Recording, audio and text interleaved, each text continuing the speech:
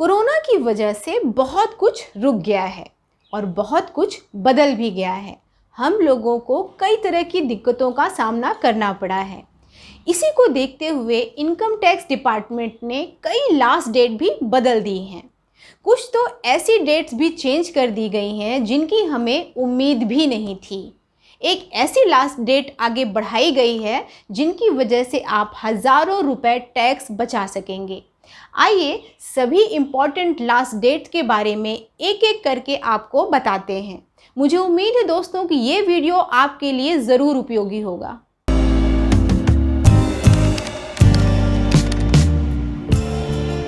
आइए सबसे पहले बात करते हैं इनकम टैक्स रिटर्न की। आप जानते ही होंगे दोस्तों कि आमतौर पर इंडिविजुअल टैक्स पेयर के लिए इनकम टैक्स रिटर्न फाइल करने की लास्ट डेट 31 जुलाई होती है, लेकिन अब सरकार ने इसे बदलकर 30 नवंबर कर दिया है, यानी 4 महीने की मोहलत मिल गई है। बिजनेसमैन के लिए भी इनकम टैक्स रिटर्न फाइल करने की लास्ट डेट 30 नवंबर हो गई है। आमतौर पर उनके लिए ये डेट 30 सितंबर होती थी।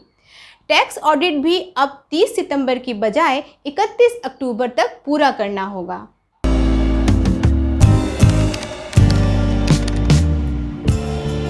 इसके अलावा आपकी और आपके एम्प्लॉयर दोनों की टेंशन कम कर दी है सरकार ने, क्योंकि अब आपकी कंपनी को फॉर्म 16 देने के लिए 15 अगस्त तक का वक्त मिल गया है। आमतौर पर उन्हें 15 जून तक फॉर्म 16 बांट देना होता था। जो लोग नौकरी करते हैं उनके लिए फॉर्म 16 बहुत ज़रूरी होता है, क्योंकि उसी के आधार पर इनकम टैक्स रिटर्न फाइल किया जाता है।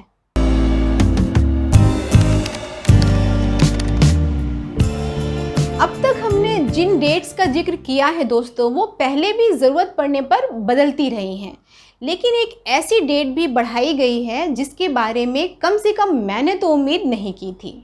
हालांकि उससे खुद मुझे बहुत बड़ी राहत मिली है। अब आप तो जानते ही होंगे कि हम लोग पीपीएफ, इंश्योरेंस, ईएलएसएस वगैरह में इन्वेस्टमेंट इसलिए करते हैं ताकि टैक्स सेविंग हो जाए, लेकिन इन इन्वेस्टमेंट के आधार पर टैक्स डिडक्शन का फ़ायदा तभी मिलता है जब हम लोग उसी फाइनेंशियल ईयर में इन्वेस्टमेंट कर दें जिस फाइनेंशियल ईयर की कमाई पर टैक्स लग रहा है। जैसे फाइनेंशियल ईयर 2019-20 की इनकम पर अगर टैक्स बचाना था तो टैक्स सेविंग इन्वेस्टमेंट भी 31 मार्च तक कर देना चाहिए। लेकिन इस बार 25 मार्च से लॉकडाउन हो जाने की वजह से कई लोग ये इन्वेस्टमेंट नहीं कर पाए। अब उन लोगों के लिए खुशखबरी है। सरकार ने कहा है कि अगर वो चाहें तो 31 जुलाई 2020 तक इन्वेस्टमेंट कर दें और उसका क्लेम वो पिछले वित्त वर्ष की टैक्स सेविंग के लिए कर सकते हैं। मतलब साल बीत जाने के बावजूद एक बार फिर आपके लिए टैक्स बचाने का मौका है। ये मौका तो उन लोगों के लिए भी है जो किसी वजह से पिछले फाइनेंशियल ईयर में पर्याप्त टैक्स सेविंग नहीं कर पाए थे।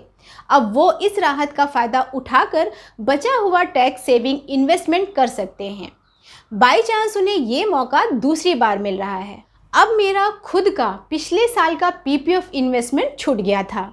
मेरा पीपीएफ खाता आज तक मेरे सेविंग अकाउंट से लिंक नहीं हो पाया, इसलिए मुझे मजबूरी में ब्रांच जाकर ही पैसा जमा करना पड़ता है। इस बार वो टलता रहा और आखिर में लॉकडाउन की वजह से मैं पिछले साल का इन्वेस्टमेंट नहीं कर पाई। लेकिन अब इस अनाउंसमेंट के बाद मेरे पास दूसरा मौका है। अब मैं 31 जुलाई से पहले जाकर अपने पीपीएफ अकाउंट में पैसे जमा कर सकती हूँ और इसकी वजह से अब पिछले साल की कमाई पर टैक्स सेविंग हो जाएगी। तो दोस्तों, मेरी ये जानकारी अगर आपको अच्छी लगी है तो इस वीडियो को शेयर कीजिए ताकि दूसरे लोग भी इसका फ़ायदा उठा सकें। और ऐसी उपयोगी वीडियो देखने के लिए आप इस चैनल को ज़रूर सब्सक्राइब कीजिए और हाँ, बेल आइकन को ज़रूर टैप करिए।